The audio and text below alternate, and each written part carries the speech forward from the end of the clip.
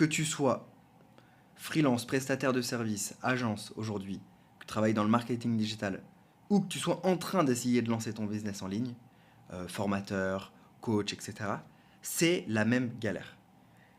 Et je vais te partager dans cette vidéo un conseil, un positionnement différent qui va te sortir de la galère si tu es freelance et que tu veux vivre du marketing, si tu es copywriter et que tu as des mois instables et que tu es un peu en galère, ou si tu es média buyer et que tu sens que tu n'es pas la référence, t'es pas le gars que tout le monde veut avoir.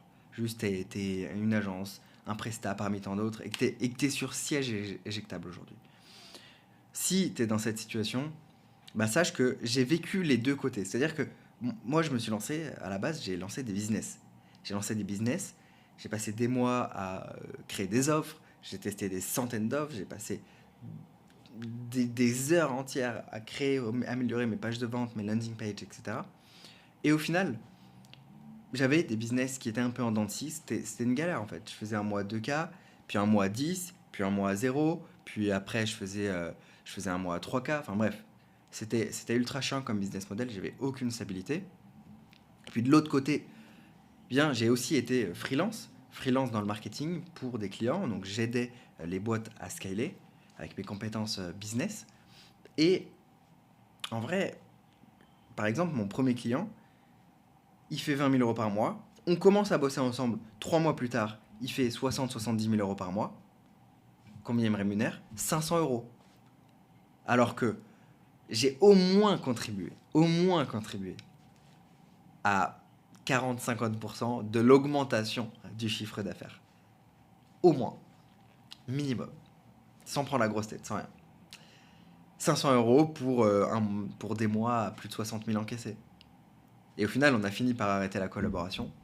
Donc aujourd'hui, si tu es un prestataire dans le marketing, copywriter, media buyer, funnel builder, etc., écoute bien cette vidéo parce que je vais te partager le positionnement qui peut tout changer et te faire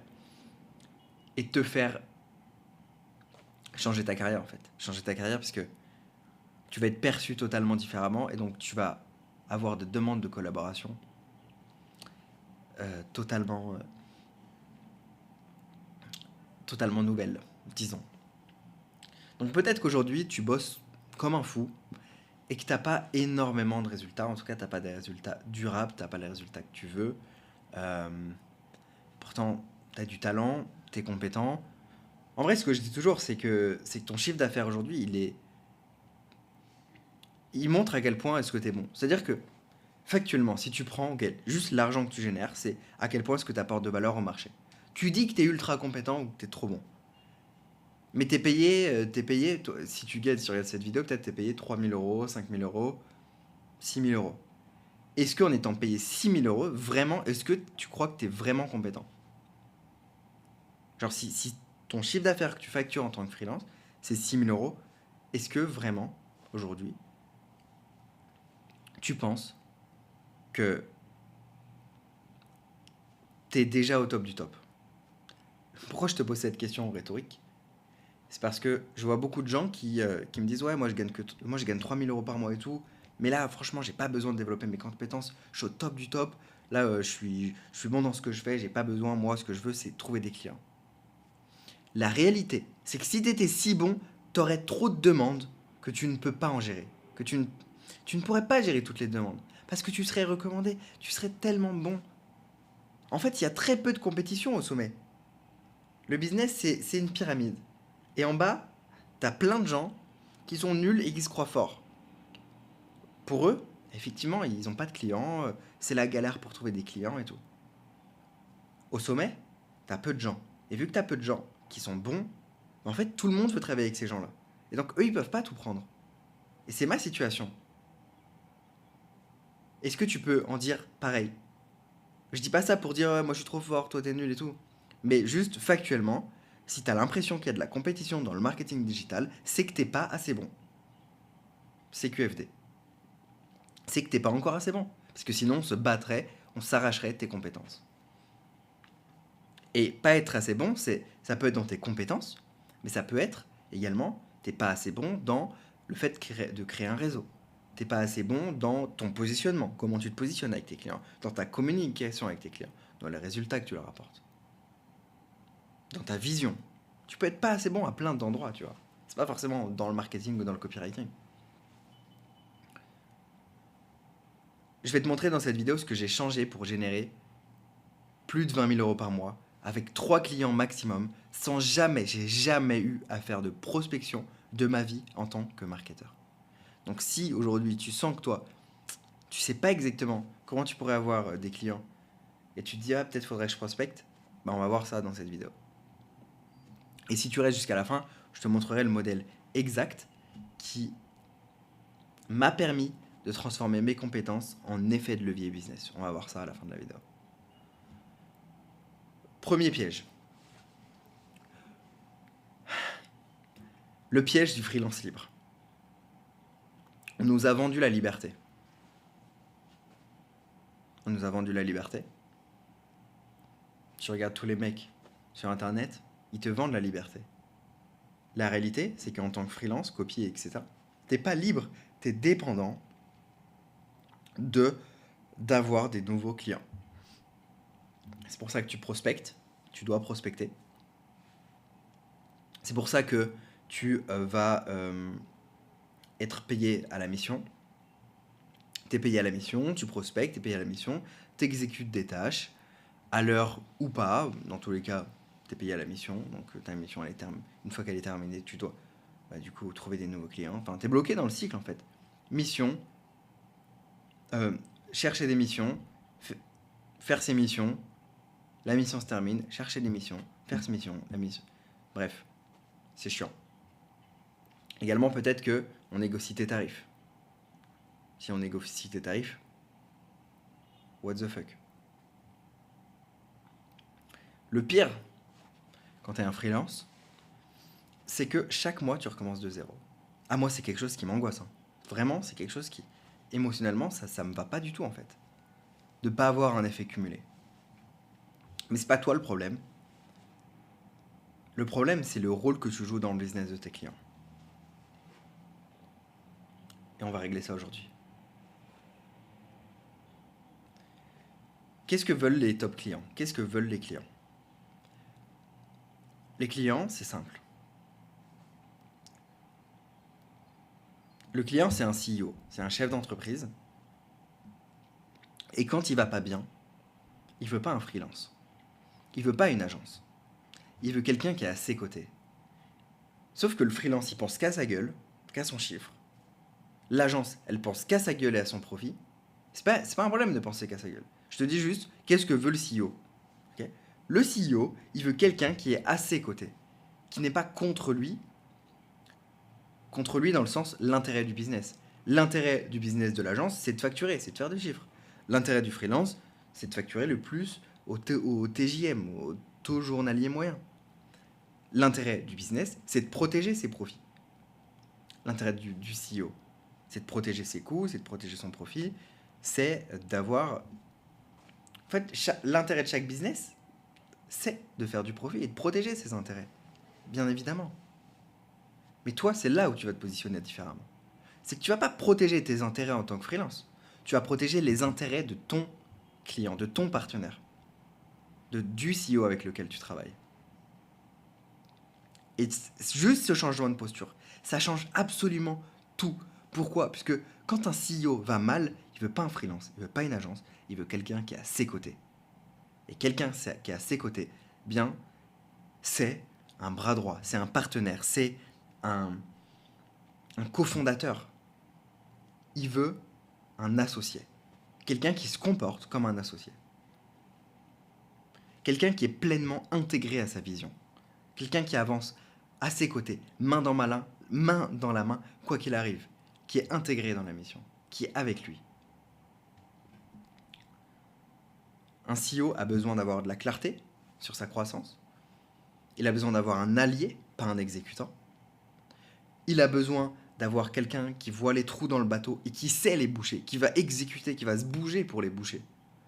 Pas juste qui va dire « il faut faire ça », comme un consultant externe qui s'en bat les couilles. Il faut faire ça, voici ce que je vais faire, voici ce que j'ai fait, c'est fait, boum. Et c'est là qu'intervient le modèle Stratops. Le modèle Stratops, Je t'en parlerai plus tard. Mais il est différent de tous les autres modèles, de tous les autres. Puisque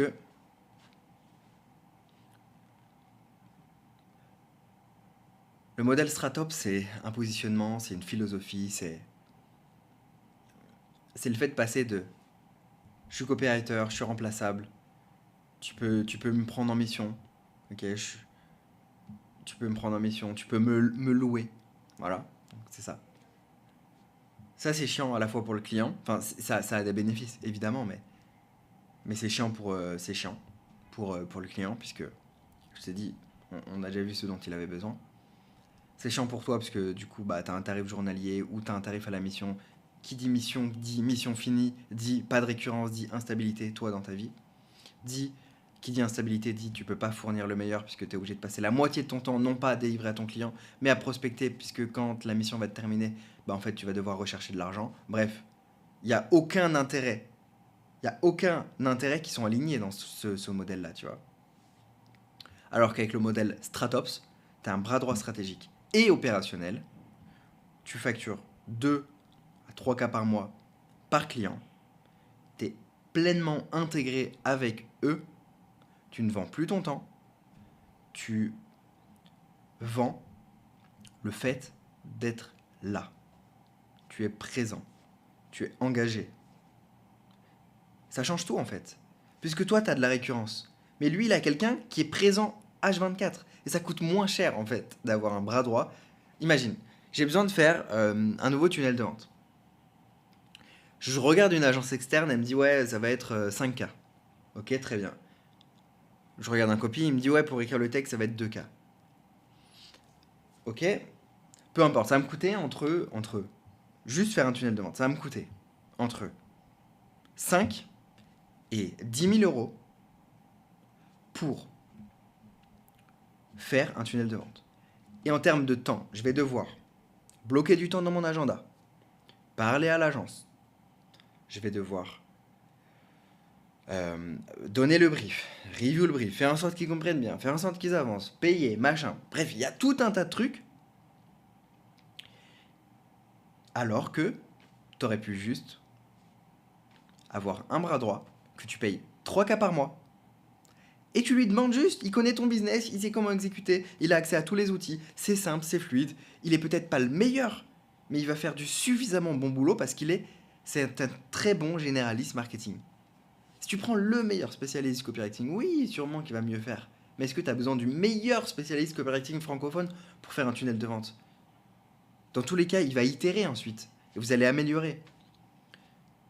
Donc c'est plus rentable d'avoir quelqu'un que tu payes de manière fixe pour un business owner que d'avoir quelqu'un, que d'avoir des agences. Donc en fait, le fait d'être bras droit stratégique et opérationnel, c'est à la fois la meilleure chose pour le business et c'est la meilleure chose pour les bras droits.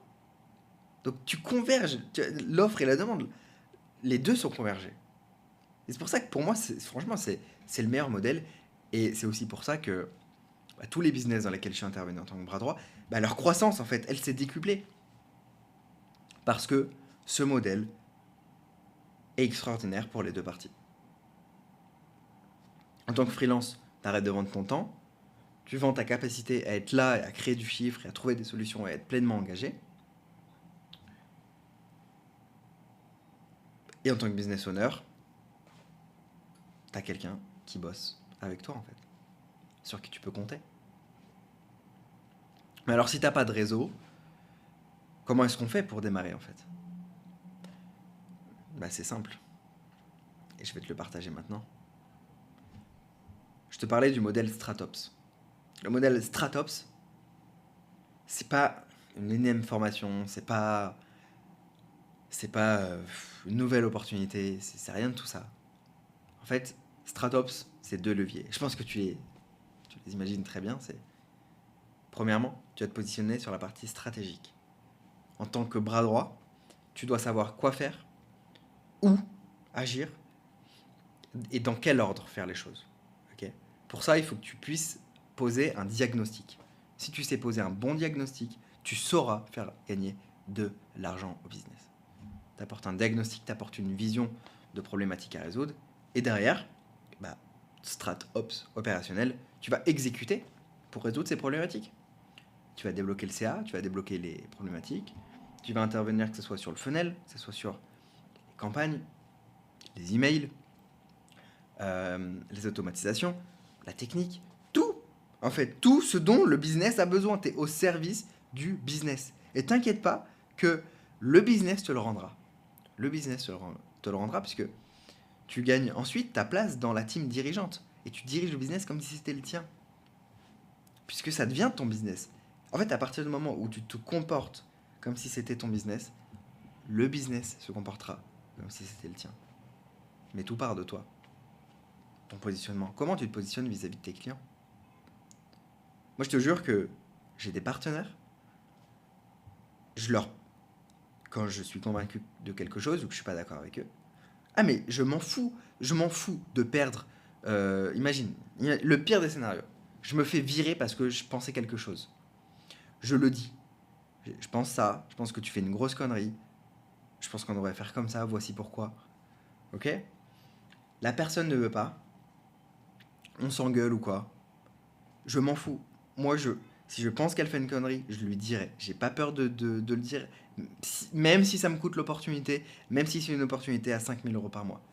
Je m'en fous. Je fais ce que je pense qui est bon pour le business. C'est ma priorité. Et si je dois aller à l'encontre du CEO parce que je pense que sa décision n'est pas bonne pour son business, mais aussi pour le mien du coup, elle n'est pas bonne pour le business, je le dis en fait, parce que je me comporte comme un associé, comme si c'était mon business. Résultat, je fournis plus de résultats, je deviens indispensable, parce que personne n'est capable de faire ça. Personne aujourd'hui ne se positionne dans les business comme si c'était les leurs. La plupart des gens, ils sont là, ils prennent le CEO ils le mettent sur un piédestal et ils disent oui, oui. Le CEO, ce qui a de la valeur pour lui, c'est d'avoir quelqu'un d'égal à lui qui est capable de lui dire les choses. Ça, en fait, ça a de la valeur. J'ai mis 2 ans à comprendre ça. Tout ce que je t'ai partagé, l'idée de ce positionnement,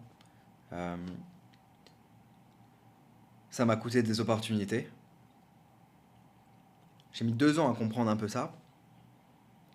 Et j'ai mis 90 jours à voir ma vie changer. Une fois que j'ai intégré ces concepts, en 90 jours, mes revenus ont décollé d'une manière que tu ne peux pas imaginer. Aujourd'hui, je choisis mes clients. Aujourd'hui, je suis payé pour penser et pour implémenter, puisque la plupart des gens, c'est des putains de flemmards. Ils veulent pas implémenter, ils veulent juste penser. Tous les consultants qui veulent juste penser, ils se font virer. Ils se font virer. Parce que quand le business est dans la difficulté, eux, ils disent « Oui, il faut faire ça », ils viennent avec leur plan. Non, ça marche pas comme ça. Genre, soit dans les tranchées, quand ça va mal, soit là. Aujourd'hui, j'ai plus besoin de prospecter. Et donc toi, si tu as envie de sortir de la galère de la course aux nouveaux clients, si tu as envie de plus être un simple prestataire interchangeable, si tu as envie d'avoir un modèle qui t'apporte des clients stables sur le long terme, une fois que tu as 3 clients, t'en prends plus. Tu deviens encore plus désirable sur le marché. Pourquoi? Parce que tu fais pas des petites missions. Si quelqu'un veut bosser avec toi, tu peux pas en fait, t'es full. Donc si ça t'intéresse, eh bien, clique dans la description et rentre ton email pour voir si on peut t'aider. On te donne accès à une formation gratuite pour te positionner sur cette nouvelle opportunité, pour cette nouvelle opportunité de positionnement.